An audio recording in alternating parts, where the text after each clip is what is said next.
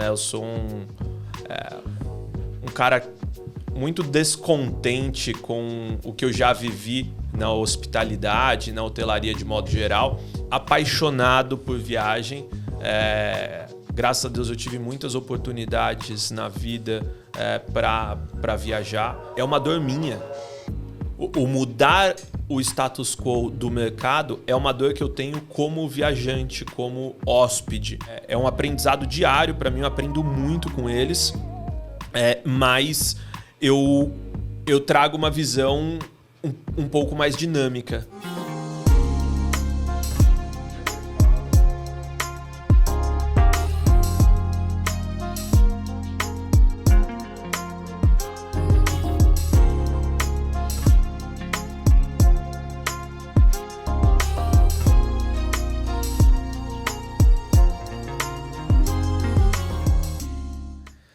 Fala aí, empreendedor, fala aí sonhador, fala aí sonhadora.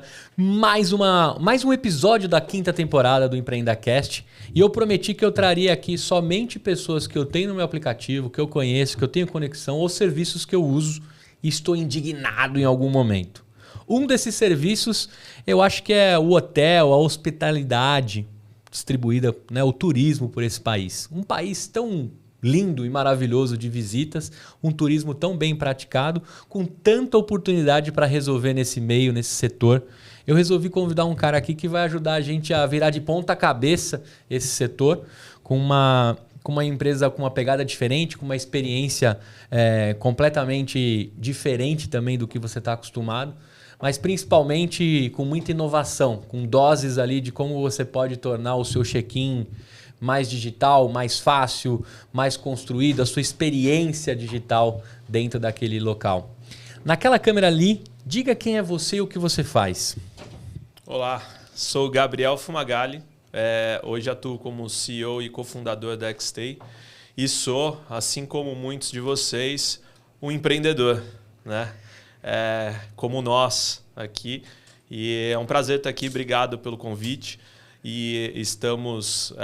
vamos ver o que a gente consegue construir aqui e contar um pouquinho para a galera. Cara, se você estivesse no churrasco com a sua família agora, nesse exato momento, como é que você explicaria o que você faz hoje, atualmente, na cadeira que você está?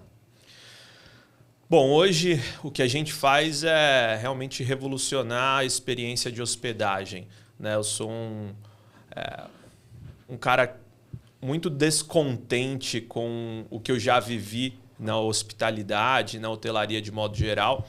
Então eu resolvi colocar todos os meus esforços para revolucionar isso e criar, assim como o Uber criou para o transporte, a gente criar algo muito sem fricção, na verdade, para essas pessoas que utilizam a hospedagem. Então, basicamente, hoje a gente trabalha para isso, para otimizar e melhorar a experiência de hospedagem das pessoas e também rentabilizar os ativos imobiliários daqueles que gostam e investem em imóveis. Então, se eu tenho um quarto, um prédio, você também me ajuda a monetizar aquilo rodando dentro da sua plataforma. Exatamente. Então, hoje nós atuamos como um marketplace, né, onde a gente capta investidores, imóveis desses investidores para rentabilizar através de oferecer esta experiência inovadora e flexível de hospedagem. Não estamos falando de timeshare. Não estamos falando de timeshare. Fazer o joio do trigo aí. Né? A gente está falando de alguém que de repente comprou 7 unidades de um prédio e vai colocar dentro da sua plataforma para monetizar ali, para rentabilizar. Exatamente. Inclusive pode ser pessoas que têm uma unidade dentro de um prédio inteiro que a gente vai operar, né? Mas a gente obviamente precisa de mais de 20 unidades ali naquele empreendimento para conseguir fazer o negócio girar, né? Legal. Então hoje é um pouco disso que a gente tem feito, né? Auxiliado esses investidores a rentabilizar melhor sem ter nenhum trabalho ou dor de cabeça e, na outra ponta, oferecer uma hospedagem que seja muito mais inovadora e sem fricção para aquele hóspede. Legal. Agora, você é um cara que curte viajar? Qual que é a sua relação com a viagem, com o passeio? Eu sou apaixonado por viagem. Graças a Deus eu tive muitas oportunidades na vida para viajar. Eu sou filho de piloto de avião, então, na verdade, eu sempre tive isso, né, na minha vida. E depois também, né, minha família sempre gostou de viajar muito. E então isso daí sempre esteve presente. Já rodou alguns países aí. O passaporte está bem carimbado. Foram algumas dezenas já. Que legal. O Fumagalli ainda está em operação, seu pai? Está pilotando? Não. Ele, na verdade, o meu pai é Alves. Tá. É o meu segundo sobrenome. Ele está sim em operação. Ele é piloto privado já acho que vai fazer uns 50 anos. Caraca! Ele pilota desde os 18. Então... Que animal, cara. 50 anos de mush. Ele ainda está aí nos ares todo final de semana. Ele está nos comerciais ou ele está nas frotas privadas atualmente? Ele é piloto privado. Que legal, cara. Bom, depois eu quero um dia conversar com ele sobre 50 anos de aviação. Já faz a ponte para mim depois. Agora, cara, quando a gente fala de um país tão extenso, tão continental como o Brasil, a gente fala de um turismo... Eu não sei dizer números do mercado, assim, mas o Brasil ele é forte em turismo. É forte. Mas o Brasil tem um potencial de turismo que a gente precisa conseguir destravar ele, né? Acho que isso não só no turismo, mas o Brasil, para empreender, ele é um país difícil, né? É no modo hard, né? É no modo hard. O cara que empreende aqui, o cara que vende, né, online e precisa entender ICMS de cada estado e precisa entregar lá no Acre, cara. Então, isso é só uma complexidade de um setor, mas aqui, quem resolve empreender, o cara é macho. Né? Se passar do Brasil, roda em qualquer país. Exatamente. Então, eu vejo... Tem muito a se destravar desse mercado. Né? Mas, quando você olha a costa, né, do Brasil, a quantidade de litoral que a gente tem, a quantidade de serras. Então, tem um turismo de beleza natural, você tem um turismo de metrópole. Então, aqui realmente... Né, primeiro que a gente é um país continental, basicamente.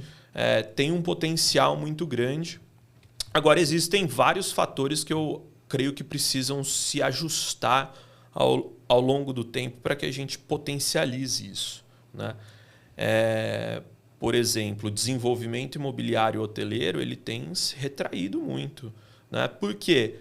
Porque é um business que, economicamente, ele é difícil. Né?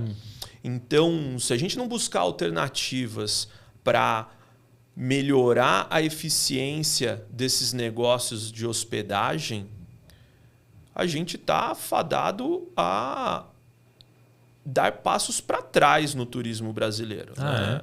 Com certeza. Então, assim, a gente hoje criar um hotel tem que estar realmente decidido com aquilo ou ter achado lugar que só chove 2 vezes no ano. Exato. Assim, é um modelo de negócio que, sim, ele é rentável, mas quando você tem uma taxa de juros alta, como a gente tem, né? Com outras formas de rentabilizar, o desenvolvimento imobiliário hoteleiro ele acaba não sendo a melhor opção. Né? E por isso que a gente tem que mudar isso. Cara, antes da gente destrinchar o que a Xstay faz e como que você pode ajudar tanto os viajantes com quem está com empreendimentos em locais parado, né? Que dá para fazer dinheiro. Eu queria saber o seguinte, o que te faz chegar até a Xstay? Porque eu sei que você tem uma pegada aí que eu me identifiquei muito de inovação, de construção de uma empresa aí que tem ajudado também, ajudou e ajuda muita gente, mas para você chegar até aqui, que empreendedor que foi construído em ti? Depois eu quero fazer um paralelo entre ser empreendedor e ser CEO. Perfeito. Se tem diferença ou não, tá? Muito bom. Eu sempre tive um pouco dessa inquietude, né, de criar e fazer algo. Então, quando eu tinha 15 anos, eu já queria buscar minha independência financeira e eu tive a oportunidade de morar nos Estados Unidos 6 meses, fazendo high school, e eu conheci lá algumas coisas, né? Como o eBay. E eu vi que, através do eBay, eu conseguia comprar coisas de vários lugares do mundo. E quando eu voltei para o Brasil, né? Isso daí era tipo 2000, o Mercado Livre estava começando aqui, ainda era Arremate na época, o Arremate estava virando Mercado Livre. Eu falei, pô, tem uma oportunidade aí, porque atrás do computador ninguém sabe que eu tenho 15 anos. Né? Então, eu posso vender produtos aqui. E aí eu comecei a comprar coisas pelo eBay, né? E revender aqui no Brasil. Tênis na época.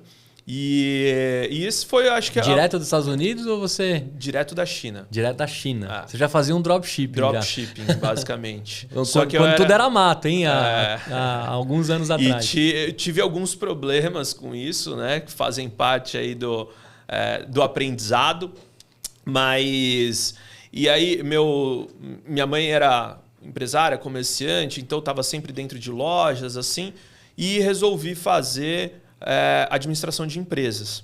E na faculdade eu já me identificava muito com o mundo digital. Eu fui um early adopter da internet. Eu acessei a internet aqui no Brasil em 97 e já comecei a aprender um pouco sobre esse mercado. Quantos anos você tem, Gabi? Eu tenho 37. 37. Nós somos de 87 os dois, então. Eu sou 86. 86. 86, isso. E isso daí foi criando um desejo de trabalhar com tecnologia. Né? Eu me identificava muito com tecnologia.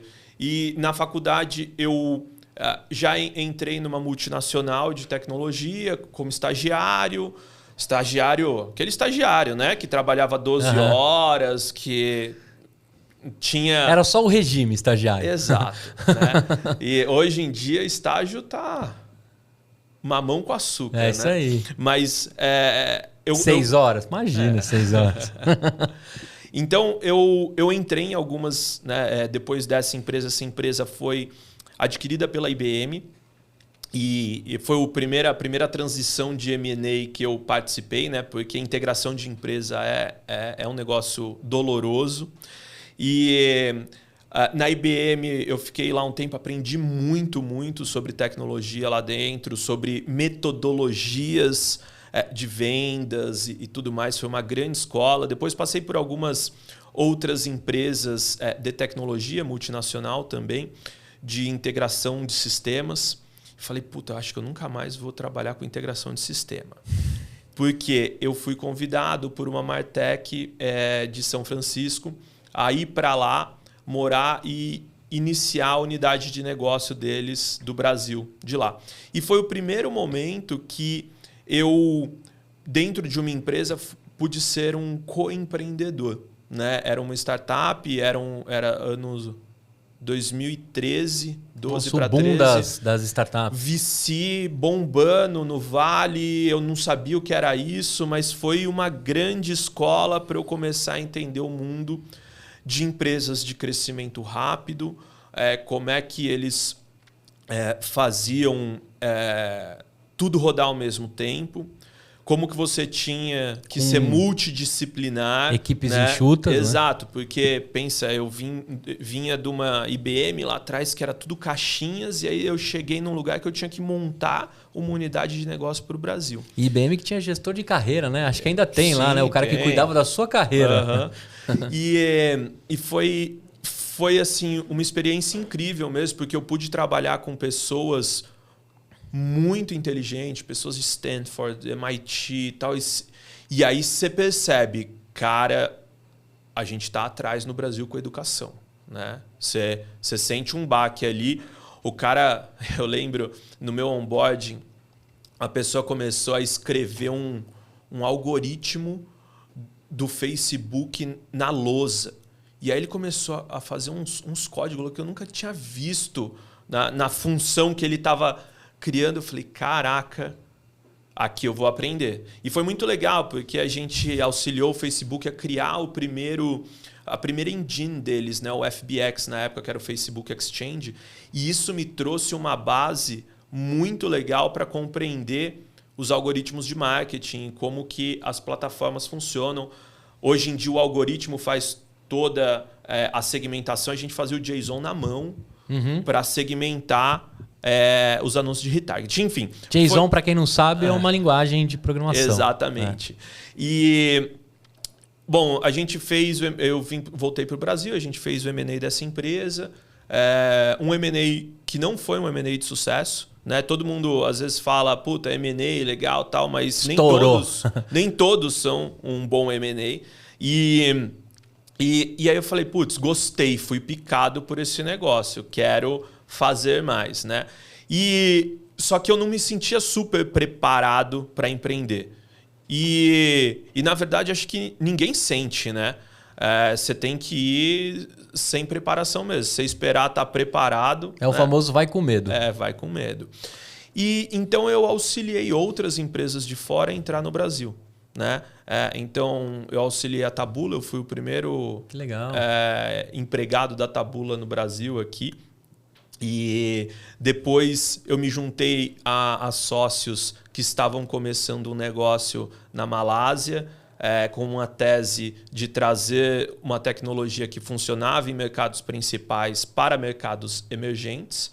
Né? Era uma empresa de avaliação de e-commerce, então a gente coletava avaliações para criar prova social, tanto do produto quanto do e-commerce. Legal. Chamava Trusted Company. A gente fez o M&A dessa empresa também. E aí eu falei, acho que agora eu estou mais preparado. Né? E aí eu me juntei ao Thiago Lima e outros sócios, né? Para a Link API. E aí foi uma história bem louca, assim, que depois é uma história para baixo, como a gente conseguiu levantar o nosso seed e, ao mesmo tempo, né, dar o start naquele produto do Link API. Foi uma trajetória muito legal. A gente conseguiu crescer bem rápido, assim, foram 4 anos, basicamente. Né? Fizemos um M&A interessante para o mercado brasileiro. A Link API é um barramento de API. Um iPaaS, né? Então, um Integration Platform as a Service, ou seja, um barramento que cuida de todas as integrações e da gestão de APIs. Né? A gente foi a principal plataforma de integração no mercado. Quanta coisa que a IBM fez que vocês foram lá traduzir para API, hein? Pois é, cara. E assim, sabia que a primeira empresa que eu fiz o estágio chamava Sterling Commerce, era uma empresa da AT&T, e eu vendia software de integração para banco, né? Na época e governo. Era o Connect Direct, tem licença do Connect Direct até hoje nos bancos. E eu não entendia nada de integração naquela época. Falei, cara, como é que alguém mexe? Aí depois eu passei para uma outra empresa chamada GXS, que também fazia isso.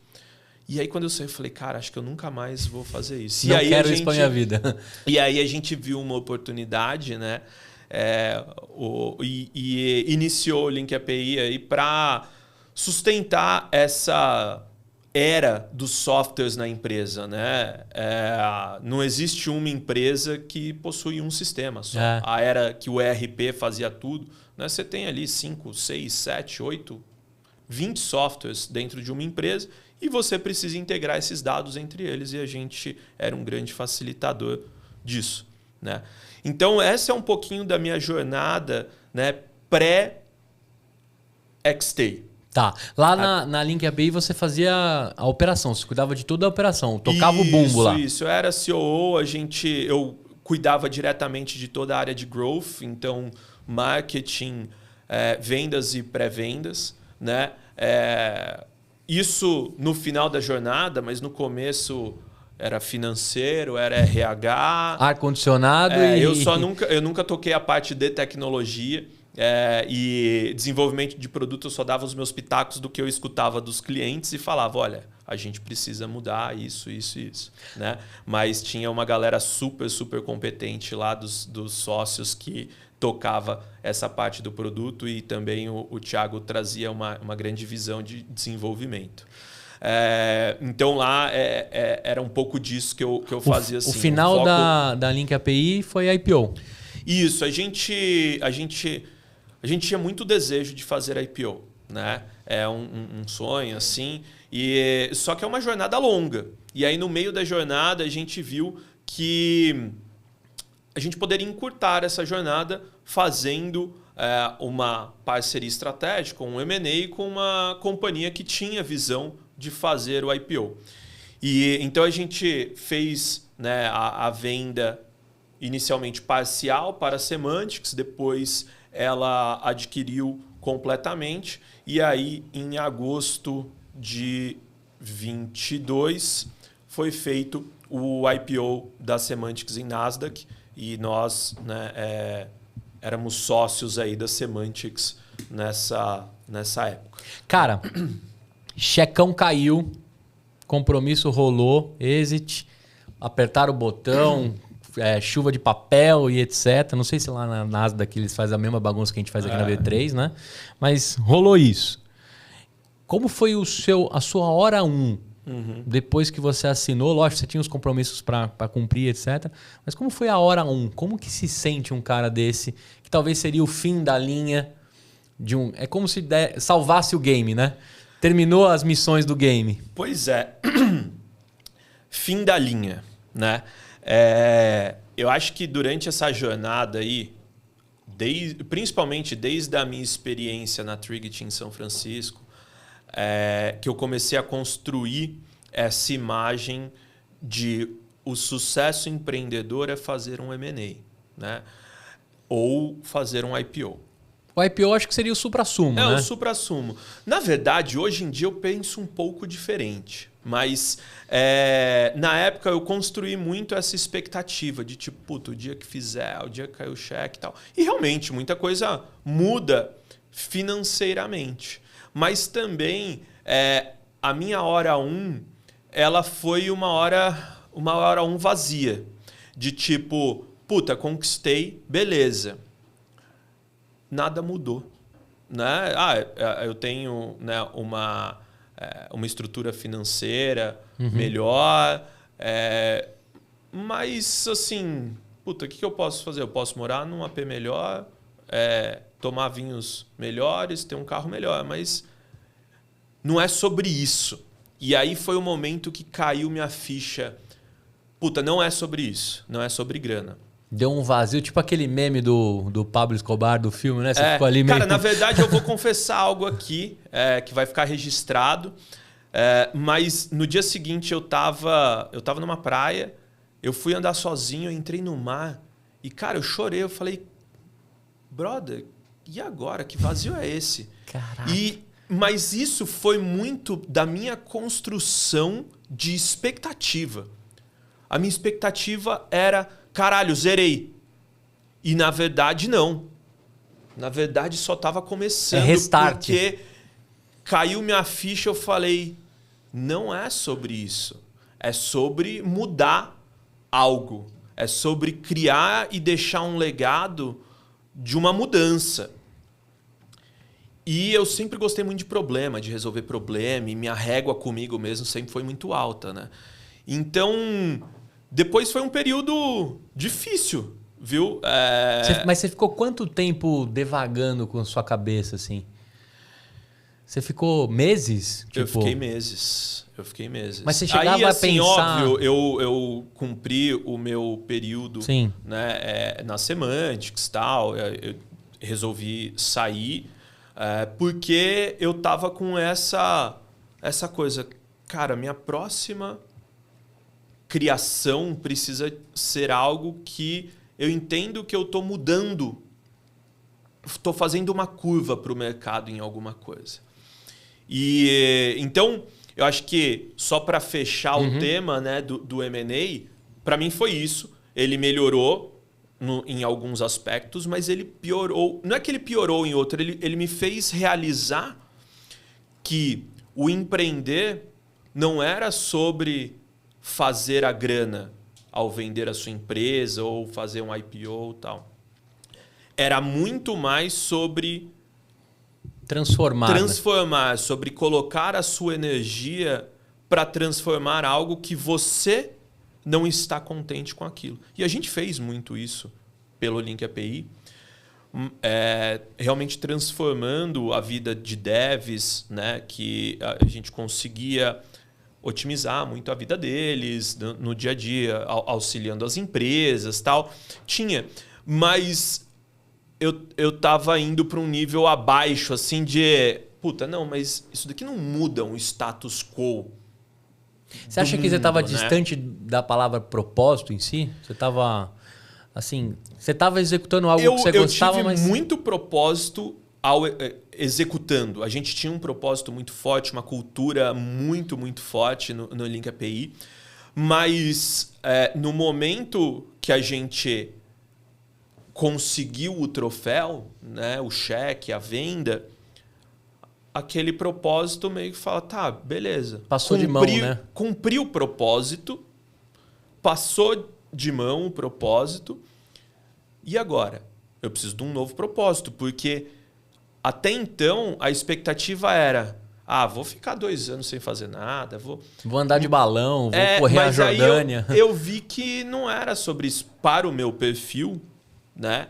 Eu sou muito inquieto, eu gosto, eu sou um pouco perfeccionista em algumas coisas. E aí isso daí acho que me motivou e me provocou a... Cara, não, você não é um cara que nasceu para ficar só voando de balão. Né? Por mais que eu ame viajar, eu gosto dessa problemática de resolver e tal. Então, eu entrei aí num ciclo de me conhecer melhor e de estudar mercados, talvez, que eu poderia, com essa experiência que eu tive de Martex, né? Inovação de modo geral, tecnologia, que eu poderia agregar e mudar alguma coisa. E então foi muito bom para isso, para que eu realizasse uma reflexão mesmo, né? e fizesse essa reflexão de tipo, tá, aonde eu vou mudar, aonde eu vou empregar a minha energia. Sim, todo mundo precisa de dinheiro, é super importante. Eu não quero trazer a hipocrisia na mesa que eu achei ruim. Não, foi bom pra cacete, é legal, é importante, né?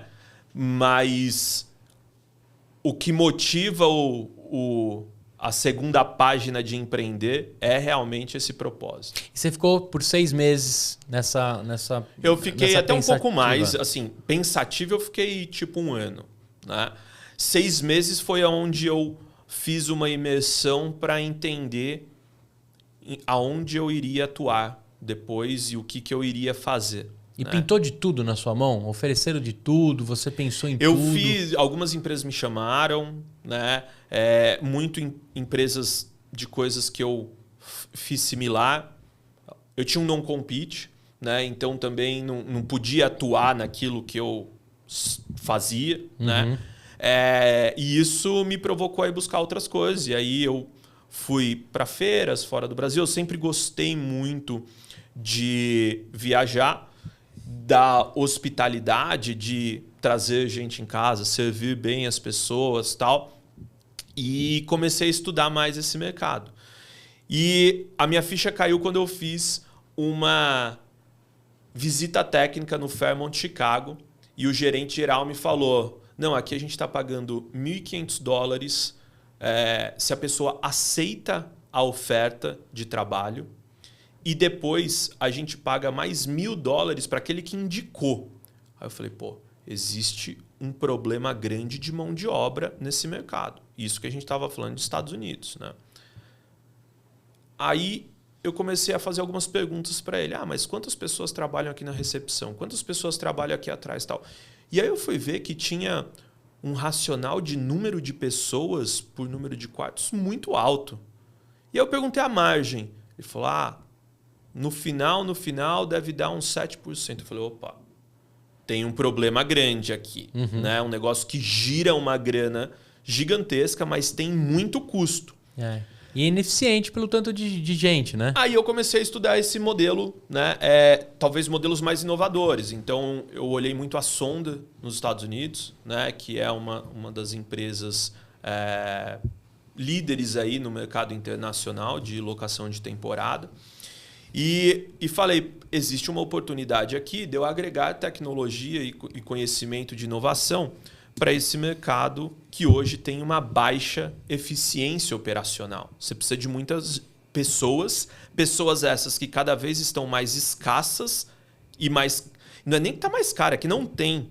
Né?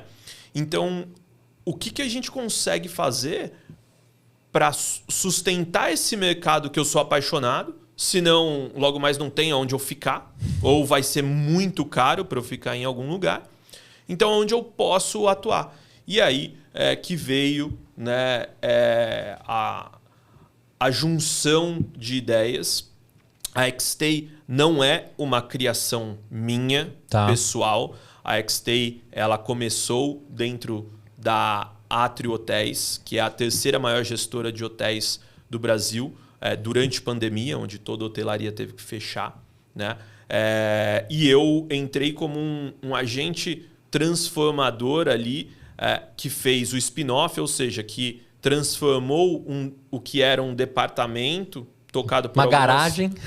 Algumas pessoas executivas lá dentro. Né? A Atrio é uma empresa grande e a gente transformou isso numa empresa apartada com uma visão também um pouco diferente. Né? Uma visão onde a gente utiliza e constrói essa propriedade intelectual de tecnologia para operar empreendimentos imobiliários focados em hospedagem com muito menos pessoas. E fazendo isso, a gente consegue gerar uma eficiência operacional muito maior e, com isso, rentabilizar esses empreendimentos, né, de uma melhor forma. Agora, Gabs, como é que você separaria assim, tipo, a sensação de ser o criador, o co-founder, que você teve lá na Link API, e de ser cofundador ou convidado? Como é que você separa isso entre... Porque assim, o propósito é o mesmo, resolver uma dor. Exato. Né? Acho que só muda o chapéu, mas eu queria que você me contasse. Como é essa sensação quando você sentou na cadeira? Como você está se sentindo? Há quanto tempo você está lá? Né? A gente iniciou os trabalhos em conjunto em agosto, setembro de 2022. E no final, acho que é a mesma coisa. Eu me sinto tão empolgado quanto, porque é uma dor minha. O mudar o status quo do mercado é uma dor que eu tenho como viajante, como hóspede. Eu chego em algum lugar e eu tenho uma experiência cheia de fricção. Né? Então, existia um casamento muito grande do propósito que eles tinham, né? da Atrio, do corpo, do Beto Caputo, CEO da Atrio, e o que eu vislumbrava, né, para o negócio, que é um negócio sustentado pela tecnologia, né, para gerar uma melhor eficiência operacional e uma melhor experiência, ou uma experiência mais digitalizada e sem fricção ao hóspede. Não posso falar que é uma melhor, porque tem gente que gosta de conversar com pessoas, tem gente que gosta da hospitalidade quente, né, tem um monte de gente para me servir e tal. Não é essa a proposta. Né? A proposta que a gente tem é muito mais direcionada a um público digital, a um público que prefere digitar ao invés de falar. E existe esse público. Nós estamos falando da fechadura digital, assim, para começar ou não? A Também, fechadura das portas são digitais. Sim, essa acho que a primeira etapa. A porta de entrada. A porta de entrada, né? Você tirar a fricção da porta de entrada. Com quem eu pego a chave. Com quem né? eu pego a chave, como é que eu entro, como é que eu faço um check-in, putz, deixa eu ficar na fila e entregar meu documento. Então, essa é a primeira parte de fricção que a gente quer quebrar e que hoje a gente já quebra. A gente atua, né, numa experiência 100% digital, desde a compra até a entrada do quarto, a sua estadia e a saída. Sempre suportado, né, 24/7 por um atendimento humanizado, mas não em loco. Isso nos permite ter uma central de serviços compartilhados que atua a nível nacional, mas, obviamente, com custo reduzido, porque eu tenho uma única equipe em um único lugar atendendo todo mundo. Né? Isso é um dos pontos também. Que serviços são esses, Gabs? O que a gente está falando ali? Assim, a gente está falando hoje basicamente, né, da hospedagem. Tá. Agora, você pode sim solicitar limpeza, você pode solicitar amenidades, toalhas adicionais e tal.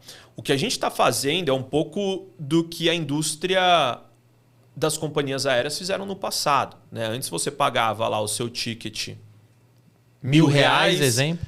E você marcava o seu assento, você levava 2 malas de 32 quilos. E aí o que aconteceu? Putz, a gente precisa prover isso a mais pessoas. A gente quer ganhar escala no transporte aéreo. Como é que a gente faz para diminuir esse ticket? Pô, vamos quebrar um pouco esse produto que está verticalizado em um único ticket. Vamos cobrar R$400 a passagem, mas se o cara quiser despachar a mala, cobra mais 100. Se ele quer marcar o assento dele, ele cobra mais 100. E assim sucessivamente. Primeiro vamos criar uma fileira mais de cadeira, de poltronas. O cara bem apertado, né? E então é um pouco disso. Assim, a gente desconstrói um pouco o produto hoteleiro, de certa forma, que é 100% verticalizado, que você paga por tudo que tem lá, mesmo sem utilizar, e a gente democratiza isso com custo-benefício melhor no mercado. A gente consegue fazer isso por 2 motivos. Um, porque a gente quebra um pouco desse serviço, a gente não oferece todos os serviços que um hotel oferece.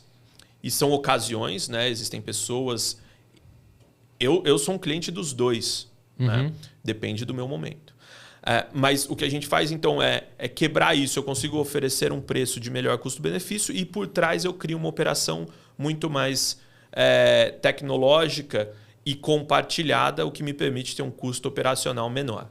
Agora, Gabi, em São Paulo, eu acho que tinha muito forte, não sei como está esse mercado, o lance do flat.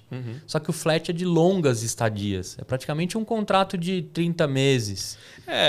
Existiu o boom dos flats, da mesma forma que existiu o boom dos estúdios agora. Sim. Né? O plano diretor aqui fomentou muito a criação desses estúdios e muitas pessoas compraram como investidor, acreditando em alguns corretores que falavam que aquilo lá rende 1,5% ao mês. Depende, ele pode, se você comprou muito bem. Mas se você comprou ao preço de mercado, provavelmente o cara que te vendeu te mentiu. Então, o que a gente... os flats, né? Os flats, eles permitem você ficar lá alguns meses. Alguns meses, alguns dias também, ou semanas, você tem uma flexibilidade ali. Mas ele tem uma estrutura de serviços e pessoas muito carregada. Então, não sei se você já teve a oportunidade de ver quanto custa um condomínio de um flat. Ah, não. É absurdo, porque é super carregado de pessoas. Logo, você não consegue oferecer uma diária, né, um valor ali, se você não mudar esse modelo operacional. Sim. Né?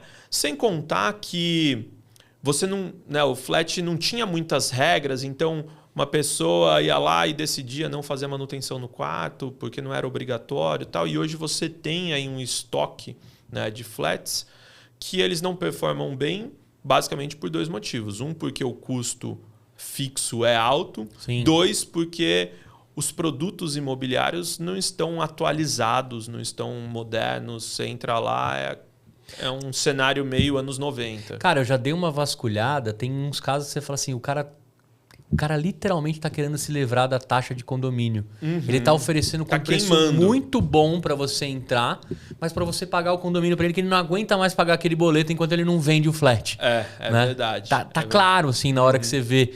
Né? Porque você filtra em alguns sites pelo valor do aluguel, vem muito flat. Aí quando você abre o valor total, aí ele vai lá para baixo no order buy da coisa, né? É verdade.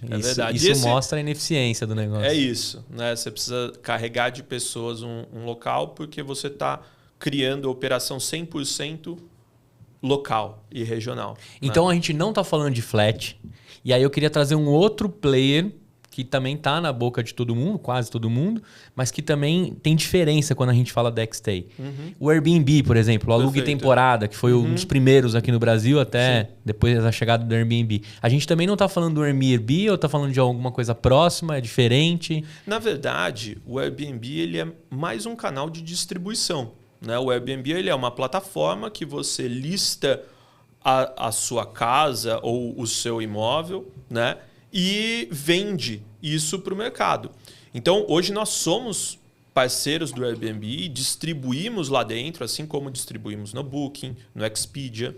Então, é que sim, o conceito que a gente tem na cabeça é vou ficar num Airbnb. Porque eles foram a primeira plataforma... Sim. Virou o Durex do mercado. Exato. Né? Tipo, vou fazer um Google. Nossa, ninguém fala, vou fazer uma busca na internet. Né? Vou dar um Google. Vou dar uma googada. Então, eles têm isso, né? Top of mind, eles são uma marca muito forte, todo mundo assimila, mas basicamente o que a gente faz para explicar, então, para quem usa o conceito Airbnb, o que a gente faz é o Airbnb profissional, né? Padronizado, com você vai saber o que te espera lá ao chegar em um empreendimento Xstay. Né? Sim. E o Airbnb é mais um canal nosso de distribuição. Acho que já tem uma diferença clara na minha cabeça que eu utilizo do serviço, e vou ter a oportunidade de utilizar o Xstay também, que o Airbnb hoje, quando alguém aluga um local, alguma coisa, eles oferecem ali, o próprio proprietário começa a te oferecer as facilidades. Né? Talvez um colaborador, uma colaboradora que vai te atender no café da manhã, trocar as toalhas, né? Isso. Mas isso é muito individualizado. Vai muito do host oferecer. E eu estou entendendo que no Xstay isso já tem algumas coisas padrões dentro dos serviços que vocês oferecem. Exatamente. É sem surpresinhas. Sem surpresinhas. Então, é exatamente isso que a gente faz. Né? A gente não está focado tanto no vacation rental, né? Que são as casas de veraneio ou... Em Orlando, isso é muito forte há anos, no Nordeste brasileiro também. Então, você chega, você pode pedir um chefe de cozinha na sua casa. A gente está focado mais em hospedagens nas principais metrópoles e capitais, onde tem uma rotatividade maior. Né? Apartamentos, geralmente. Né? Hoje, 100% são apartamentos das nossas propriedades. E a gente oferece os serviços básicos. Né? Eu, hoje, até... A gente quer construir esse ecossistema à nossa volta, de ter chefes, de ter pessoas que possam ir lá. Mas hoje lavanderia, limpeza, enxoval. A gente tem parceiros de mini mercados que a pessoa pode ir lá comprar alguma coisa, fazer no seu próprio apartamento. Então, alguns prédios têm os autônomos também, os mercados autônomos. Né? Exatamente. Né? Então... É um pouco disso que a gente oferece como produto, só que de forma padronizada. Então, você sabe que você vai ter uma limpeza profissional no apartamento, você tem um enxoval hoteleiro, você tem amenidades. Então, é isso, assim, é criar uma padronização para esses produtos de Airbnb. E a gente está falando que o seu usuário final ele é mais segunda a sexta do que sábado e domingo. A gente pode dizer isso ou não? Depende da praça. De... Depende da praça. A gente vê assim, final de semana é mais família, dia de semana são pessoas que estão a trabalho. E se o cara vai ficar um dia só, ele dificilmente opta por pegar. Ele vai para um hotel. Né? São momentos diferentes. Sim. Então, você vai ficar 2 dias, geralmente você está a trabalho, né? Você vai optar por um hotel. Agora, você vai ficar mais tempo, você tem mais gente ficando com você... compensa muito, né, ficar. Ou então, né, até vou ficar 2 dias. Seus filhos já estão um pouco maiores, né? Eu até pouco tempo olhava, né, num quarto de hotel, você não tem um micro-ondas para aquecer a mamadeira. Pô, você precisa descer às 6 da manhã. Baita necessidade, Então, assim, são alguns elementos que para algumas pessoas têm um baita valor. Não, você já matou a pau para mim, porque eu sou esse cara que tinha que descer às 6 da manhã para esquentar lá embaixo. Né? É isso. E o moleque esgoelando, né? Então, você ter um micro-ondas ali, você aquece rapidinho e volta. Então, esse suporte de cozinha, né, é algo que traz um elemento casa para as pessoas e que é um diferencial, né? Quando se compara aí a quartos de hotéis, por exemplo. Tem um lance também que quando você visita muito, daqui a pouco a gente vai falar as cidades que vocês já estão, como que está a expansão disso, mas tem algumas cidades que você visita tanto que de repente você quer viver como um nativo ali, né? Por exemplo, eu visitava muito o Rio de Janeiro, eu trabalhava numa empresa de fundação carioca, então eu estava direto no Rio. Dependendo da situação, eu falava, cara, eu quero viver receber os amigos aqui no meu local, né? No fogão que eu sei mexer, no churrasco que eu sei pilotar, né? Eu já tive até experiência de alugar locais que tinham churrasqueira, para mostrar um verdadeiro churrasco. Não é um gaúcho, mas um verdadeiro churrasco ali, né? Não que o carioca não saiba fazer, sabe fazer muito bem também churrasco. Mas eu brincava muito com isso. Puta, eu vou te receber lá e vou fazer um dogão com purê, vixe. Como você vai fazer isso no Rio de Janeiro? É impossível você oferecer uma experiência dessa se não for se sentindo quase em casa, né? Exatamente. Isso é um diferencial animal. Agora, como é que tá a capilaridade de vocês aí? Como é que tá distribuído o X-Stay? Como é que vocês miram? Eu já entendi que são grandes metrópoles. Então, São Paulo e Rio, certeza. Sim, temos Rio, temos São Paulo, Curitiba, Florianópolis, a grande Florianópolis com Palhoça também. A gente está abrindo agora nas próximas semanas Porto Alegre. Vai ser um baita empreendimento muito legal em frente ao Rio Guaíba. A gente abre também esse ano João Pessoa. E aí quando você olha, né, o mercado, hoje nós somos uma das únicas operadoras que tem essa abrangência um pouco mais nacional, né? Geralmente as pessoas estão focadas em uma única cidade, porque existe um problema logístico, um problema de pessoas operacional, né? E a gente optou aí em ter uma abrangência um pouco maior em algumas cidades, né? E agora vocês estão flertando com cidades pseudo-turísticas, né? Sim. Floripa e João Pessoa, Sim. você vai ter um público ali diferente, né? Existe uma sazonalidade maior, né? O que traz um desafio maior de rentabilização, e por isso que nós somos uma excelente opção para os investidores, né? Porque a gente entendendo isso no mercado, a gente vai e cria uma estratégia multi-stay. Então, se eu tenho uma alta demanda, eu vou vender aquele apartamento por diária. Se eu tenho uma baixa demanda, é importante que eu crie um colchão de receita com mensalistas. Então, a gente faz isso olhando o empreendimento, a sazonalidade do mercado, em pró a rentabilizar aquele imóvel sempre, né? Quando você olha a alocação tradicional, pô, beleza, você coloca lá o cara para ficar 30 meses, mas se ele sair e você demora 6 meses para colocar outro, são 6 meses de vacância que você precisa pagar as contas fixas, tudo mais. Então, é uma vantagem aí para investidores que querem ter uma rentabilidade, né, o ano inteiro. Agora, Gabi, precisa estar levantando um prédio agora para eu poder entrar no circuito com vocês, ou eu posso ter 6 unidades de um prédio que eu comprei do lado do metrô Vila Madalena? Pode. A gente cada vez mais tem olhado e visto que a gente consegue prover uma experiência melhor quando nós somos o operador único e exclusivo de um prédio inteiro, porque aí existe, né, voltando um pouco na visão de tirar a fricção. A portaria de prédios normais, convencionais, é uma fricção. Sim. O porteiro, né, você pode ter um problema. O e-mail nunca chega com a autorização. Não, o e-mail nunca chega. E assim, e-mail já não é um negócio também que ele tem fricção, e-mail. Sim. Né? Então a gente hoje tem olhado muito, né, para family offices, braços patrimonialistas que realmente têm prédios inteiros para a gente operar. Ou então, né, que a gente consiga operar aquele prédio inteiro e que cada um tem um apartamentinho lá, mas nós operamos de forma única. Agora, é óbvio, existem praças e lugares estratégicos, né, que a gente vai olhar assim, você tem lá 6, 7 apartamentos e tem mais um conhecido que tem mais 6, 7 e tal. Putz, conseguimos juntar aqui um bloco de 20, 30 apartamentos, vamos operar com a X-Stay e a gente consegue também fazer isso. Né? Que também uma vez que o primeiro investidor trouxe, depois você habilita. É como se você pavimentasse o dinheiro naquele apartamento, naquele prédio. No mundo da startup é o land and expand, né? Então você entra ali de uma forma facilitada e depois você faz a expansão lá dentro. Agora, eu já entendi a forma da escolha das cidades, mas do local, tem uma preferência? Vocês estudam ali se é perto do metrô, perto de... São Paulo é muito fácil, porque acho que qualquer lugar que a gente brotar com aquilo... Né? É certeza que vai ter um Oxxo agora, né? Isso é uma certeza que a gente vai ter. Verdade. Um Oxxo perto e um transporte mais distribuído, etc. Mas não tem muito isso também do local que tem aquela torre. Tem. E tem muito isso na expectativa com o proprietário investidor. Às vezes ele tem, né, comprou num lugar super ruim e a gente até pode operar, mas a gente tem que alinhar a expectativa.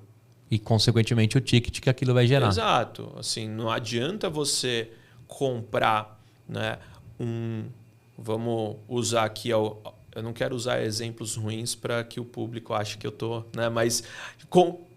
Vamos lá. Comprou um apartamento, um estúdio em Mauá. Pô, você tem que ter a expectativa da ocupação da cidade de Mauá. Ela não vai ser igual se você tivesse comprado no centro de São Paulo. Sim. Né?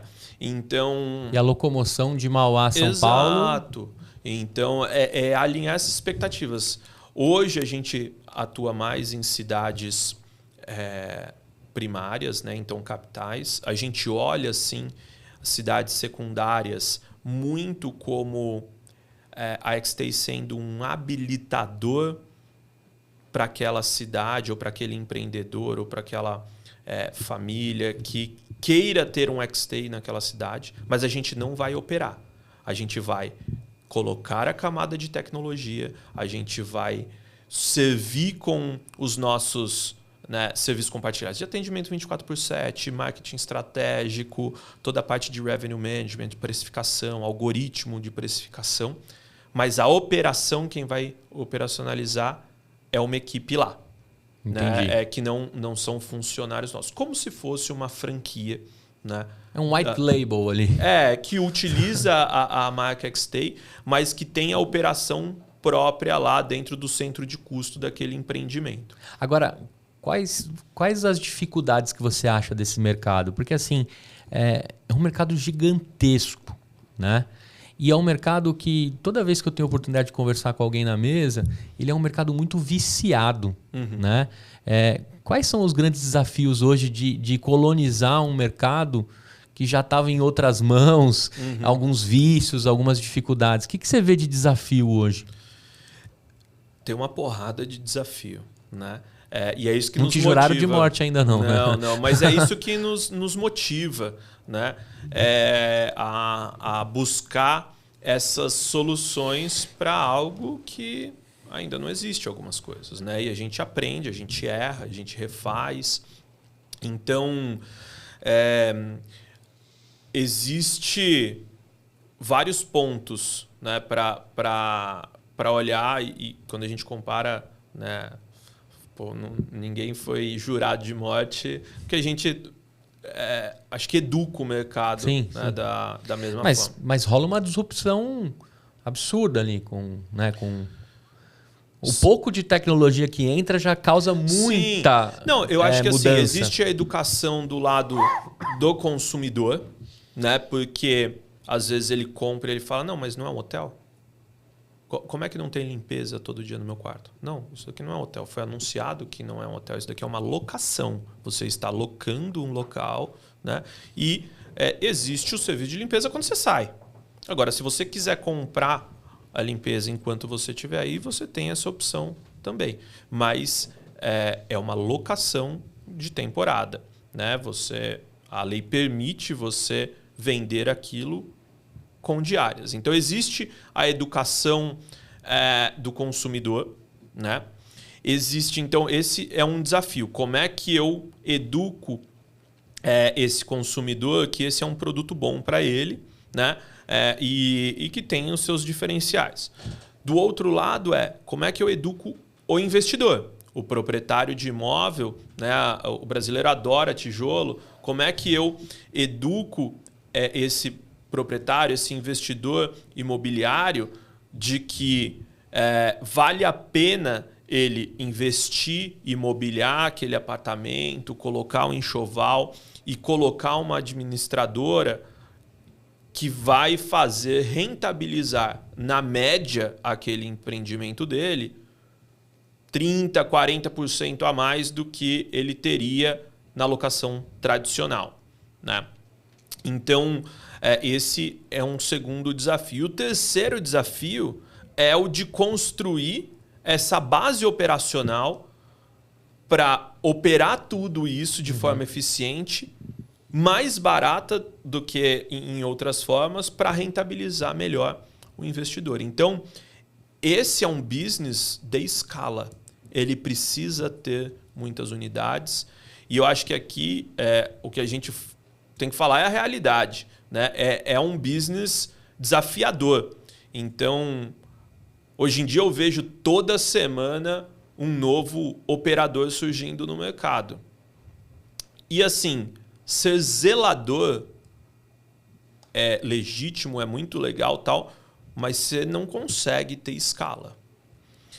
E se você não tiver escala, na minha visão, esse negócio ele não é um bom negócio, né? O negócio de operar, né? Então, por isso que a gente busca a escala, e esses são os desafios que eu vejo hoje no mercado desse negócio, né? Então, o que a gente faz para combater esses 3 desafios, né? O primeiro é realmente educar o viajante, né, que isso é uma opção com melhor custo-benefício. E que ele vai ver menos gente. Exato. Então, custo-benefício, a gente precisa ver o que é benefício para aquela pessoa. Eventualmente, para aquela pessoa, você pagar menos, mas não ter uma limpeza diária não é um benefício. E tudo bem. Tem mercado para isso, você pode ir para um hotel, né? Sim. Mas, enfim, é educar o que é custo-benefício para essa pessoa. Do lado operacional, o que a gente tem feito é investindo muito em tecnologia para conseguir substituir a quantidade de pessoas necessárias para operar um empreendimento como esse, né? E, pelo lado do investidor, é realmente educar também...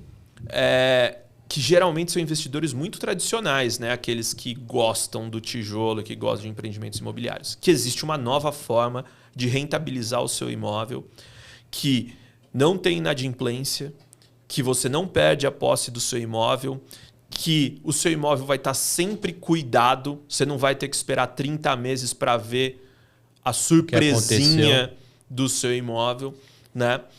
E que você tem uma liquidez maior dele também. É um imóvel que está equipado, com enxoval e que está rendendo, né? Então, a gente brinca que a gente transforma tijolo em ações que geram dividendos. Que legal. Né?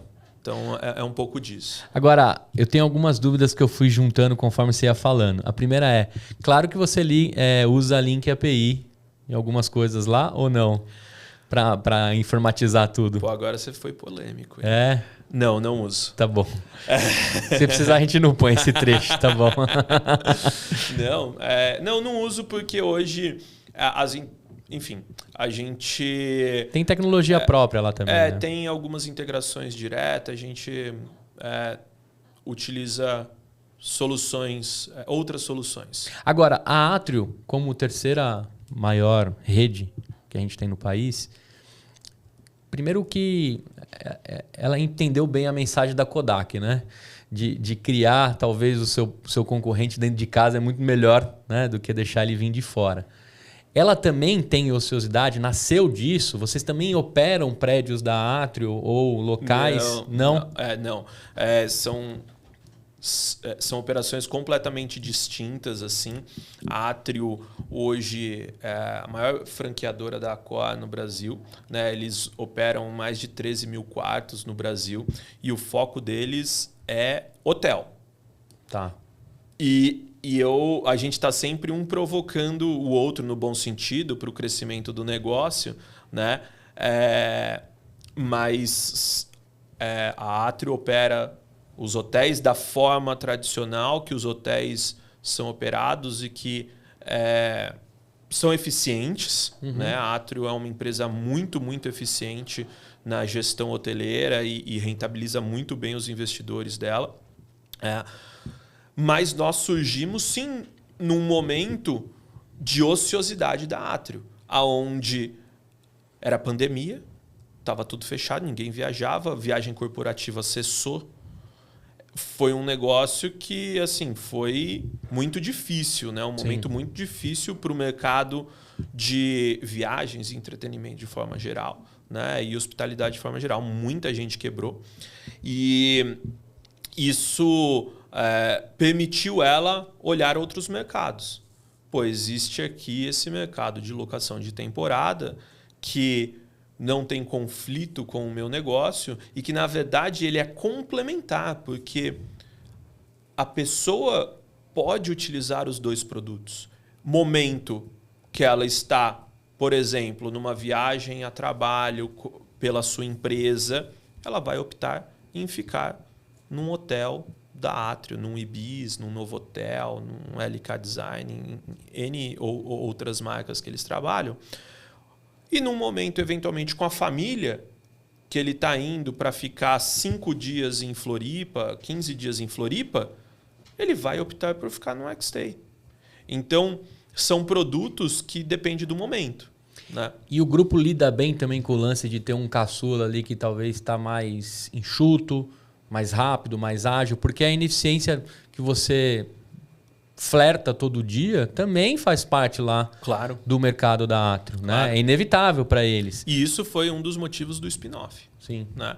A gente spin-offou porque a gente entendia que os tempos e movimentos são diferentes. Lá você tem uma empresa com...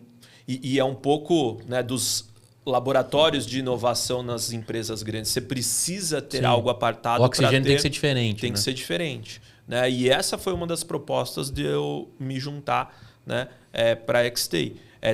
Trazer um pouco de visão de um cara que até então nunca tinha trabalhado com hotelaria. Né? Então, é um aprendizado diário para mim. Eu aprendo muito com eles. Mas eu trago uma visão um pouco mais dinâmica para o negócio. A gente precisa estar mudando todo o tempo. A gente precisa melhorar o jargão 1% a cada dia. Nunca tá bom. Se tiver bom, tá errado. Porque a gente está começando um negócio novo que todo mundo está testando. Ninguém sabe a fórmula disso daqui. A da hotelaria todo mundo já sabe. Então não tem como você... O otimizar lá, ele é muito mais no detalhe de mudar uma coisa. Aqui não, aqui são curvas duras mesmo que a gente precisa fazer no negócio para ir testando. Então, esses dois perfis, né, eles são também complementares, né, porque, de certa forma, a gente se provoca, né, e evolui ambos os negócios. E a Atrio, lógico, tem ali um jardim, uma horta perto de casa, né? Exatamente. Testando tudo, fazendo tudo, que também pode retroalimentar o mercado. Por que não? O transatlântico que a gente fala do mercado, né? Agora, na construção de um tema como esse, que envolve tantos players, né? O investidor, o usuário, a rede hoteleira, tá fácil, tá difícil? Como é que você faz todo mundo conversar? Porque acho que isso é um dos grandes problemas da ineficiência do mercado hoteleiro, né? Como é que você consegue lidar e com essa linguagem... mas vou até usar uma palavra para dizer do futuro, mas que é antiga, né? Na vanguarda do negócio. Como é que você faz para conversar com todo mundo e colocar todo mundo na mesma página, cara? A visão é muito de ser uma empresa asset light, né? Ou seja, não ter ativos. E a gente só consegue prover isso no final sendo... Eu vou usar alguns termos aqui, a gente vai explicando para a audiência, mas é um three-side marketplace, um marketplace de 3 pontas. Eu tenho numa ponta o imóvel, que ele é a raiz da minha pirâmide ali, que eu preciso ocupar. Aí eu tenho a segunda ponta do marketplace, que é buscar hóspedes para se hospedar nesses imóveis. E eu tenho a terceira ponta, que é a minha rede de parceiros e fornecedores, que vão me ajudar a operar esses imóveis, né? E a gente é a plataforma de tecnologia no meio que está basicamente operando essas três pontas, né? Então, atraindo hóspedes, gerindo propriedades, utilizando os fornecedores e parceiros para isso. Agora, um baita desafio, né? Acho que por isso que te deixa motivado, né? A gente sabe que você é um cara que gosta de resolver problema, né? Cara, um continente praticamente inteiro, né? Para colocar um pinzinho da XT espalhado por aí. Eu queria agora abordar um pouco do seu lado liderança, né? A construção. A gente está falando de que tamanho de time? Quando faz um spin-off, né? Veio gente de lá, você tem que pegar oxigênio novo. Quem que está envolvido? E queria explorar um pouco esse seu lado líder, né? A gente sabe que o sarrafo ali, você puxa bastante a galera. Queria saber como é que você está montando esse time, o que tem lá. Claro. Bom, e isso serve também para acho que todo empreendedor ou alguém que queira tomar uma decisão de criar um negócio, né? No começo você vai ser todos os departamentos da sua empresa. E depois, ao longo do tempo, você vai conseguindo oxigênio / dinheiro para trazer novas pessoas. O mundo de startup de dinheiro fácil, né? Coloca o PPT aqui, levanta 10 milhões, esquece, acabou, né? Não tá tão assim hoje em dia. Descobriram que tem 18 meses esse Excel. E descobriram que excesso de dinheiro faz empresas quebrarem também, né? Então, o que a gente é muito consciente aqui hoje é em como investir e crescer não a qualquer custo, né? Então, hoje, o que a gente tem de equipe? Hoje são aproximadamente 20 pessoas. É uma empresa pequena ainda. A gente consegue ser muito eficiente pelo uso da tecnologia. E a gente tem sim suporte dentro da Atrio. Algumas, essas 20 são diretas dentro da XT. A gente tem prestadores de serviço e fornecedores que compõem essa rede toda para a gente conseguir operar, né? E existem sim alguns departamentos na Atrio que nos assessoram e suportam, né? Como liderança, né? Eu tendo a ser uma pessoa muito libertária, assim, no sentido de eu não gosto de... Não é que eu não gosto, eu confio nas pessoas que eu trabalho. E o meu papel, acho que é encorajar elas a tomar decisões sozinhas para que aquilo aconteça. Eu não tenho... né? Hoje, todas as áreas respondem para mim.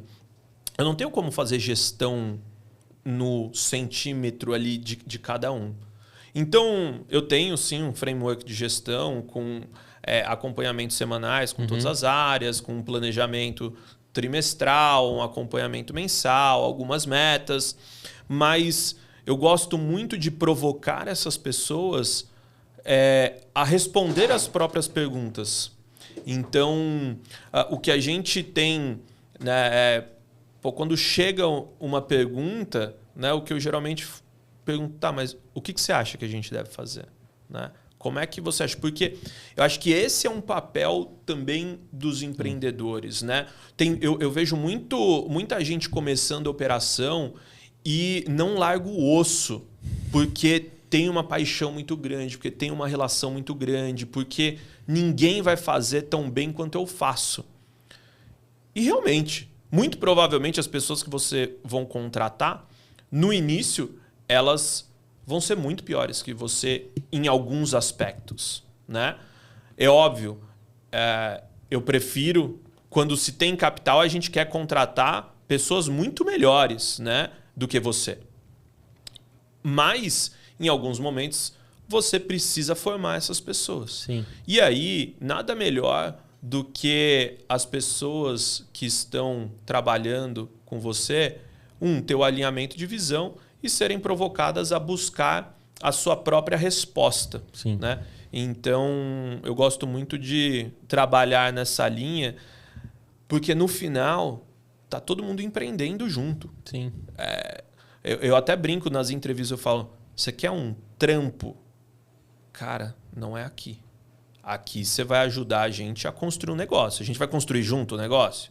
Porque se não for, cara, tem vários outros empregos aí, entendeu? Então, eu busco muito fomentar esse meu perfil empreendedor nas pessoas que estão comigo. E é muito difícil. Gerir pessoas é complexo, assim. Eu acho um negócio bem complexo, mas é extremamente importante para o desenvolvimento do negócio. Agora, Gabi, a trajetória empreendedora, ela, em alguns momentos, ela é muito solitária, né? Você tem ali os seus sócios. Em tem 95% do tempo. E você tem que desenvolver skills que muito difícil você ter um coach. Muita coisa você tem que aprender na raça, muita coisa você tem que fazer que você não gosta, né? Eu queria que você trouxesse um pouco dessa sua experiência até chegar na cadeira que você está hoje, aos 37, que é muito novo também, né? Você já tem aí um track record animal com pouca idade, né? Como que é o DNA empreendedor quando você troca ideia? Porque o papo de falar assim, cara, você quer um trampo ou você quer um emprego? Já é muito de quem teve que fazer de tudo. Eu queria que você recortasse para mim assim um pouco do DNA empreendedor que você teve que construir, né? De multidisciplinaridade, né? E desenvolver para tudo. Eu tive uma formação de administrador de empresa, então me ajudou muito, mas o que eu vejo em muitas, inclusive startups, né? Você pega, o cara é dev, ele é um gênio em construir um produto ali muito rápido, mas ele conhece muito pouco sobre modelagem comercial, modelagem financeira, sobre marketing. E no começo, o empreendedor ele é todos os departamentos da empresa. Então, você precisa buscar este conhecimento. Não ache que você, por exemplo, você é um puta chefe de cozinha. Cara, um puta chefe de cozinha não faz um excelente restaurante. O excelente restaurante faz um puta chefe de cozinha que sabe administrar um bom negócio e propagar aquele negócio e principalmente vender aquele negócio. Então, o que eu digo assim é que sim, é muito importante você ser multidisciplinar para empreender. Você vai precisar entender um pouquinho sobre contrato. Você vai precisar entender um pouquinho sobre contabilidade. No Brasil, você precisa entender pra caramba, de tributário e tal. Você vai precisar entender sobre modelos de negócio. Puta, eu vou ter uma receita recorrente, eu não vou ter. Como é que eu precifico? Como é que eu crio preço? Como é que eu testo o preço no mercado? Então, não é só...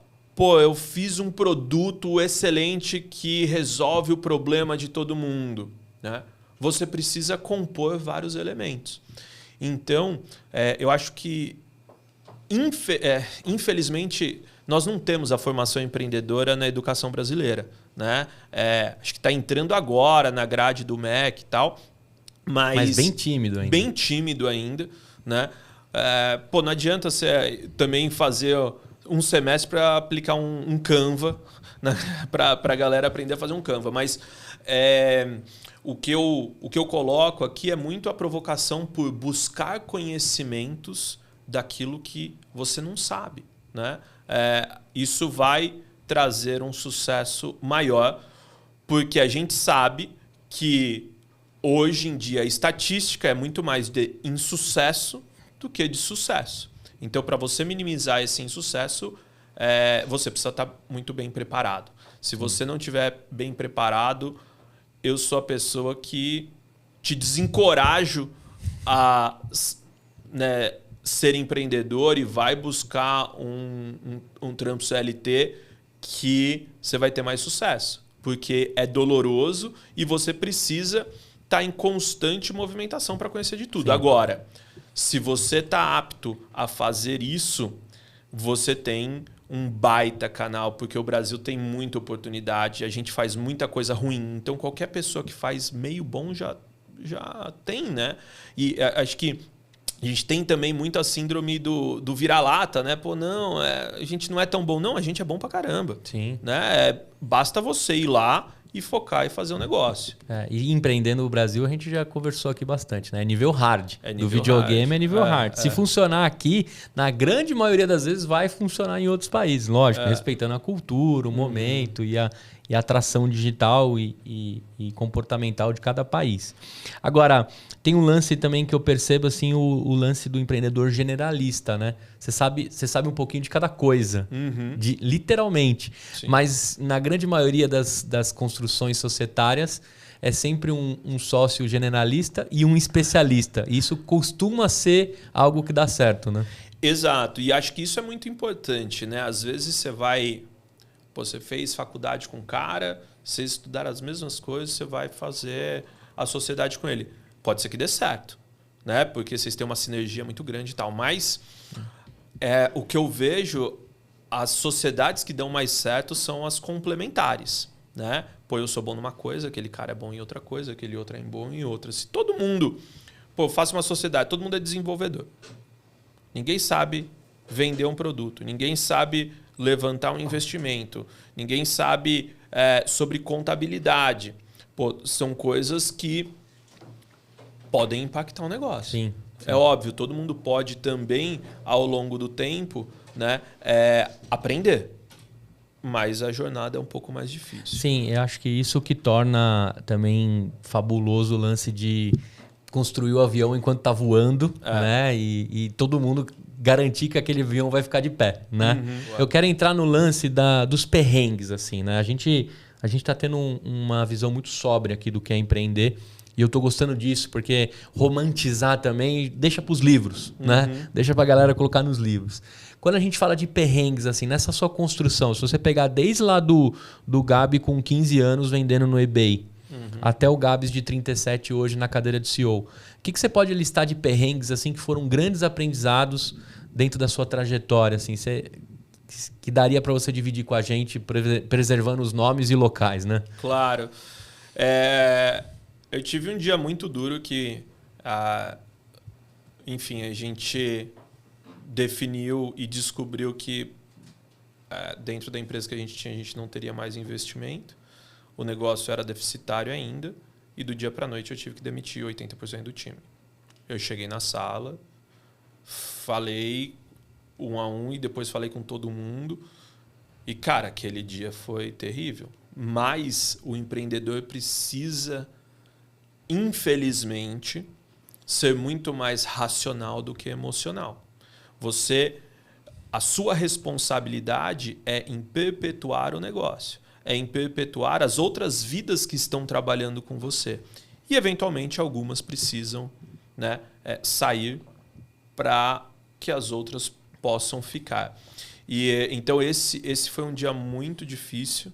Para dormir, então? Não, foi terrível. Na verdade, para dormir no dia anterior, né, porque eu já estava com aquilo na cabeça, já era uma decisão e eu tinha que fazer no dia seguinte. E depois para dormir, colocar e falar, cara, eu senti, né, são pessoas que a gente trabalha junto, a gente está construindo um negócio junto. Não é porque eles estavam indo mal, é porque era decisão basicamente numérica que tinha que ser tomada, né? E tiveram várias outras situações, né, de negociação de contrato, né, de M&A. Você está no alto, aí você vai para baixo, porque você perdeu uma cláusula que era muito importante.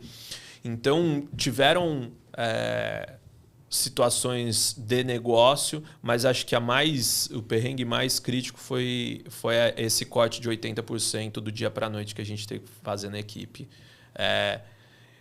É bem doloroso. E ter a termoplasticidade que a gente fala de se readequar com 20% do time, entregando 100% do que você continua entregando. Exato, que é aí mais uma forma de rebolar, respirando, né? por aparelhos, né?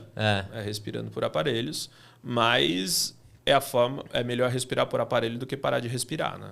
Legal. Então, Agora, cara, o que a gente pode esperar da XTAY com você na cadeira? O que tem de novidades? O que você pode abrir pra gente acompanhar o crescimento? Daqui a pouco a gente vai falar que tem um cupom aqui também para você aproveitar os serviços lá como viajante. Quero ver você conhecendo o XTAY, hein? O que vem de novidades aí? Como é que tá o roadmap da XTAY? A XTAY, ela continua investindo para criar essa plataforma unificada, né, que gera eficiência operacional nas operações de hospedagem de modo geral. Muito focado, né, as nossas operações em locação de temporada, então a gente tem esses novos empreendimentos para abrir. Curitiba também a gente tem bastante força lá. Esse ano uma praça que a gente vai atuar bastante. Perto do Hard Rock Café? Tem algumas coisas. Tem algumas localidades. Tá na minha lista de antes de morrer visitar lá. Boa.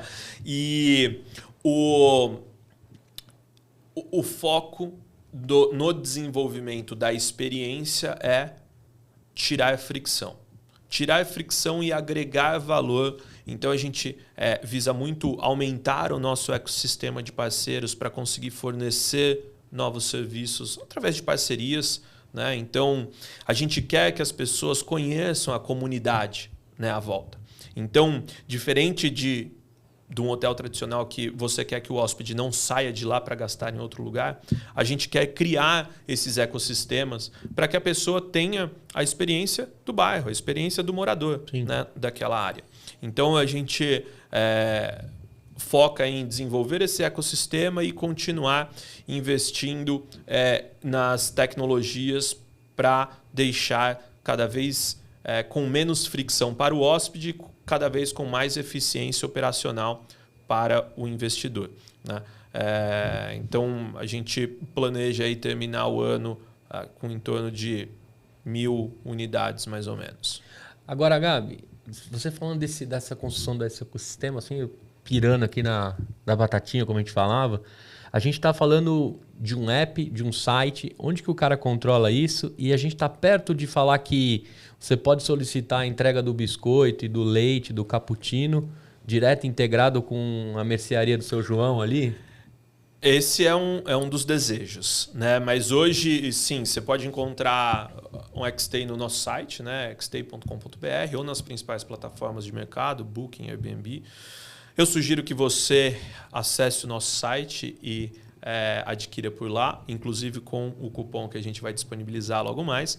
Mas a gente tem buscado, sim, agregar alguns parceiros que vão fornecer, né? Um desejo seria que a pessoa fizesse uma compra antes de chegar, e a hora que ela chega, a geladeira já está com a compra dela lá dentro. Animal. Né?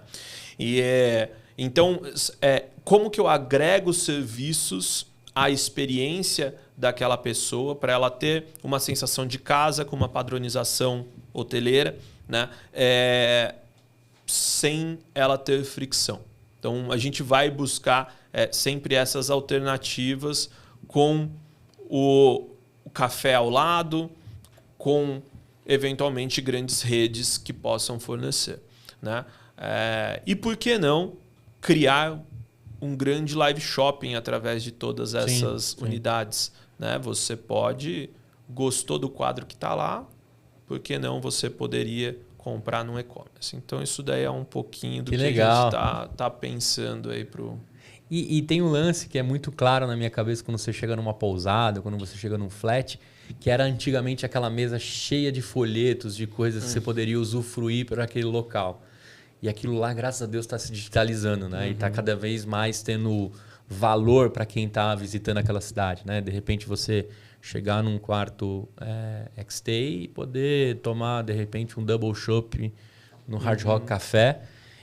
Ou, de repente, pedir para que a entrega dos brindes sejam feitas direto no seu apartamento, como a Disney pratica isso lá nos resorts, etc. Né? Isso é um negócio bem legal também. E é bacana que eu sei que você colhe de fontes maravilhosas, né? Você tem visitado aí Orlando, Estados Unidos, esteve em São Francisco, então a sua fonte é muito boa também, né? A gente tem que estar sempre ativo e vendo o que o mercado está fazendo, né? A gente busca bastante replicar algumas coisas, não precisa ficar reinventando a roda, né? Coisas que funcionam. Mas a gente teria um certo desafio para aplicar algumas coisas, como, por exemplo, esse exemplo da Disney. Né? Sim. Então, tudo tem que ser um bom custo-benefício no final das contas, tanto para o hóspede quanto uma fonte geradora aí de receita e lucro para o investidor. Agora, cara, eu vou entrar num bloco aqui que é a minha mochila. Eu costumo abrir a minha mochila e pedir para você jogar ali um livro, uma série, um mentor, alguém que no caminho que você construiu a sua história, você possa oferecer. O que eu jogo de Gabriel? O que eu levo do Fuma comigo aqui, né? O Fumagalli comigo? Eu acho que para o contexto aqui, eu colocaria o livro Innovator's Dilemma, que é o dilema da inovação, que conta um pouquinho desse dilema de grandes empresas ou de mercados tradicionais em inovar. Né? Porque, enfim, algumas coisas não tem como você calcular ROI. Não tem como você calcular ROI antes de inovar. Né? Isso daí vai dar ROI? Muitas das empresas só investem na inovação se é comprovado que dá ROI, mas inovação é isso, é testar, é errar, é otimizar. E é uma mudança cultural também. Então, eu colocaria aqui, dado o tema e o que a gente está conversando, esse livro. Né? Eu nunca conheci, mas sempre foi uma pessoa que me inspirou muito. Foi Steve Jobs, por tudo que ele construiu e pela... Perfeccionista. Exatamente. Principalmente pela característica perfeccionista dele. Mas também eu sei que ele era uma pessoa muito dura e pelo que eu li e pelo que eu já assisti, né, um líder muito difícil de lidar. Mas é uma pessoa que é uma grande inspiração, assim, acho que para todo empreendedor de tecnologia. Né? Tá colocado aqui também. Um baita bill também para... E eu sei que você também está entrando nesse mundo do podcast. Né? Pois é. Do que a gente está falando aí? Eu vou te ver como host em algum lugar? Como vai chamar esse projeto? Me conta aí. É isso aí. Vamos iniciar o Check-in Digital, um podcast, um projeto aí que a gente quer trazer um pouco mais de informação e provocação para a melhoria dos hotéis, dos meios de hospedagem em geral e realmente construir e eu aprender muito com quem eu vou conversar de como a gente pode juntos inovar aí este mercado, este setor. Sim. E você vai ter como realizar um sonho que eu sempre quis fazer, cara, e eu vou te dar a dica. Sabe aquela ficha de check-in quando você chega? Que você está eliminando ela, né? Graças a Deus. Mas tinha umas perguntas muito legais lá, que é, por exemplo, a sua profissão e o que você veio fazer na cidade, né? Pô, começar o papo perguntando o que você escreve na sua folha de check-in, dá pra gente pegar dados maravilhosos da pessoa, né? Com certeza. Eu tinha um amigo meu que ele era palhaço de profissão. Que legal. E toda vez que ele entrava nos locais, ele fazia questão de escrever a profissão palhaço. E aí ele tem situações hilárias que aconteceram lá, porque... Vários já devolveram para ele dizendo assim, cara, é uma palhaçada mesmo preencher isso daqui. Ou vários, você palhaço me faz uma piada. Mas ele usava isso para conhecer o local que ele ia ficar por 4, 5 dias que ele estava fazendo um show. E aquilo era crucial para que as pessoas também conhecessem ele no hotel. Mas a gente sabe que é uma ficha que sei lá para onde vai isso, né? Deve ir para o mundo do papel desperdiçado. Infelizmente, né, a legislação brasileira... ela exige algumas coisas dos hotéis. E é arcaico, mas ela precisa submeter essa ficha depois ao órgão do turismo. É um negócio... que ninguém lê, com certeza absoluta. Bizarro. Cara, mas é o que é, né? Não tem fricção. Brasilzão. Não tem fricção maior que você chegar cansado de algum lugar. Você só quer fazer o check-in, entrar numa ducha e dormir, ou só capotar direto. Você tem que preencher aquela parada. Exato. quando você não pega uma fila ali, né? Ah, sim. Isso estão falando que você de repente chegou num hotel que tava Livre, de boas para entrar. Cara, o que você achou de ter gravado esse podcast aqui e a gente ter batido esse papo? Muito legal. É bacana a gente compartilhar e conseguir até relembrar algumas coisas, né, da nossa vida empreendedora aí. Acho muito legal o projeto, o que vocês têm feito e de certa forma, disseminado, porque o grande órgão, né, que faz como se fosse o coração do corpo humano, na minha visão, numa nação, são os empreendedores. São essas pessoas que movimentam a economia e é o que a gente precisa, né? Então é muito bacana, eu gosto muito de compartilhar, de bater papo e também de aprender. Sim. Né? Sou um grande entusiasta dessa área e desses temas, então foi um prazer aí poder participar e compartilhar um pouquinho hoje. Vou pegar você de surpresa que eu vou um pouco no passado, depois eu vou no futuro. O que o Gabriel de hoje, 37, falaria pro Gabriel de 15 lá no eBay vendendo tênis? Assim? O que você daria de dica para ele no passado? Tenha mais calma. A vida não é uma corrida de 100 metros, ela é uma maratona. Animal. Então, eu trabalhei muito a minha ansiedade ao longo desse tempo e acho que essa história que eu contei aqui hoje, da hora após o M&A, ele me trouxe muito isso. Né? Você quer construir tudo muito rápido e as novas gerações cada vez mais estão... Né, no mundo do TikTok, scrollando a vida ali, querendo que tudo aconteça muito rápido. E, na verdade, isso daqui ele é uma jornada. Né? Então, não adianta quando você coloca um negócio, você atinge, você vê que você tem um vazio. Então, acho que esse é o que eu falaria, assim, que a gente tem uma ultramaratona e Sim. não uma corrida de 100 metros. Agora, aproveitar para você deixar um beijão para Isadora, Boa. Né? Mãe do seu filho Ravi, e você deixar uma mensagem para o Ravi do futuro. O que ele pode esperar, né? O que você está construindo agora para que ele usufrua lá quando ele estiver maior? Com certeza. Isadora também é hoje em dia executiva, mas ela já empreendeu também muito tempo. E ela me apoia muito nas decisões, então certamente é uma pessoa que nos suporta bastante como família. E para o Ravi, eu falaria aquilo que eu comentei agora. Né? Acho que a jornada da maratona com um propósito ela é muito mais gostosa do que uma corrida de 100 metros para você conquistar aquela medalha. Né? Então, o ato de você conquistar, chegar ao final de uma ultramaratona, independente se em primeiro ou não, né? Você sempre vai querer ser o melhor para chegar em primeiro, mas ele é muito mais prazeroso, ele é muito mais soft e ele vai certamente te deixar com um bem-estar muito melhor do que você ficar focando só na corrida de 100 metros. Perfeito. E o Ravi, que possivelmente com 12 até os 15, ele vai estar vendendo tênis também, mas na Shopee. Ou nos marketplaces da vida. Ele vai ter um pouco mais de opção. Ele já tem as moedinhas dele ali de guardar os brinquedos, que ele tem que guardar os brinquedos para conquistar as moedinhas. Então, é sempre algo que acho que faz parte. Né? Ter filho é bom, educar é difícil, né? É difícil. É difícil pra caramba, mas... Porque para educar você precisa ser duro, e muitas vezes. Sim. E a mesma coisa que você tem que fazer com as pessoas da sua equipe na empresa. Às vezes, você não precisa...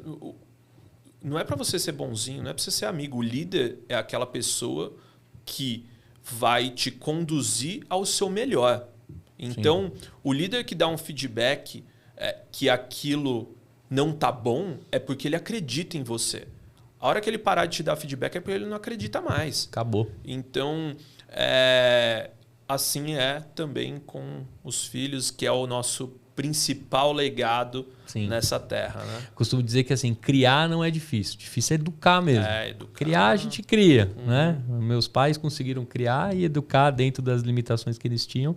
E hoje eu tento me esforçar ao máximo para educar, né? É isso aí. Dentro de um país que a gente joga no nível hard também para criar e educar os filhos.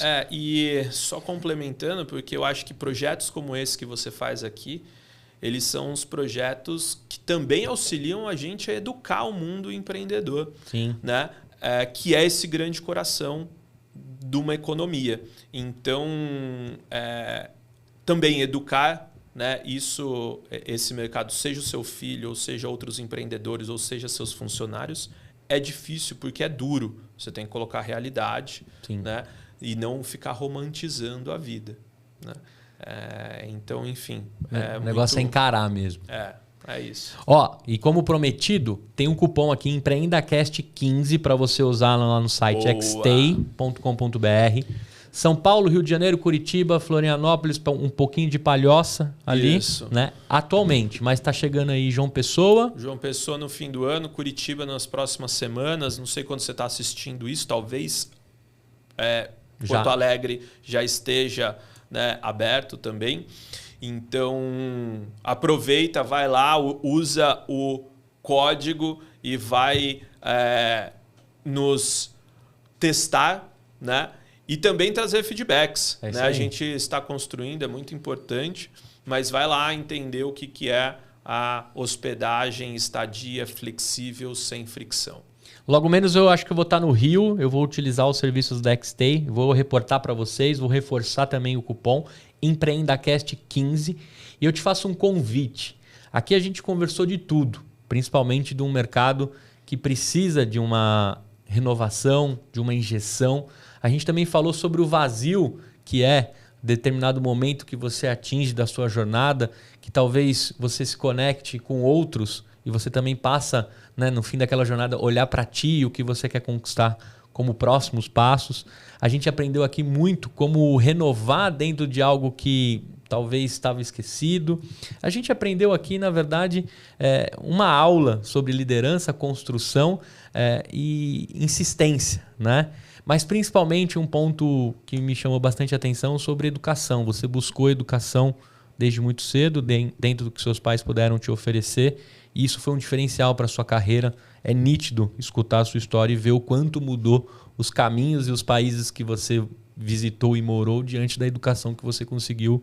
Né? Eu acho que isso depende muito da gente. Lógico, a gente está num país com bastante dificuldades, mas acho que educar e fazer a nossa mente ficar gigantesca é muito sobre nós. Aqui eu estou te entregando um podcast de graça, uma conversa de graça. Você pode consumir isso, tirar os seus melhores insights e construir aí uma vida, um caminho muito melhor com essas informações. Então, acho que esse é o principal ponto. Se você vê que tem alguém que está precisando conhecer a história do Gabi, assim como ele contou, usa aí o encaminhar, esse corte, esse podcast por inteiro e todos os links que eu comentei na descrição aqui também para você acompanhar. Você que é meu ouvinte das antigas aí no Spotify, voltei com tudo, com muita informação. Também espero que você me dê feedbacks aí de quem a gente tem que convidar.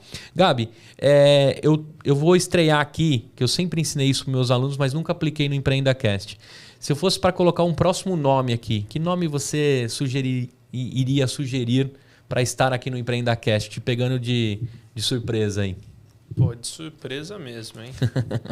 O primeiro nome que vier na sua cabeça. Se ele vai vir ou não, se ela vai vir ou não tem problema. Vamos fazer um convite pro Thiago Lima. Vamos ver se ele topa. Tá merda, Thiagão. Thiagão, chegou a hora, hein? Alô, agora eu vou passar de seguidor a entrevistador seu, hein, cara? Muito bom. Boa. Vamos fazer ele chegar aqui. O Thiagão tá viajando o mundo ou não? Ele tava em Mendoza esses dias aí, correndo maratona, mas a gente pega uma agenda dele. Vamos isso ver aí. se a gente Muito traz bom. ele aqui. Isadora, Ravi, esse episódio é para vocês também um pouco da história do papai, do maridão aí. Espero que vocês tenham gostado, curtido. A gente se vê no próximo episódio. Pode dar tchau pra galera aqui. Boa, obrigado. Muito bom estar aqui. Espero que vocês aproveitem esse conteúdo que a gente criou. E me siga lá no Instagram, Gabi Fumagalli. E vamos acompanhar o que a gente tem feito aí. Espero que vocês também façam, empreendam e ajudam a gente a mudar esse país, que eu acredito muito no empreendedorismo como a forma, o motor que auxilia a gente, né, a educar e a mudar a situação de terceiro mundo que a gente vive. Se você estiver escutando, reforçando que é Gabi Fumagalli com 2 L's. 2 L's e no final, exatamente. Isso aí. E o da Xtay é Xtay Oficial. Então, se você estiver escutando esse podcast, marca lá pra gente saber também que a gente atingiu e mudou alguma coisa aí na sua rotina, no seu dia. Até a próxima e tchau!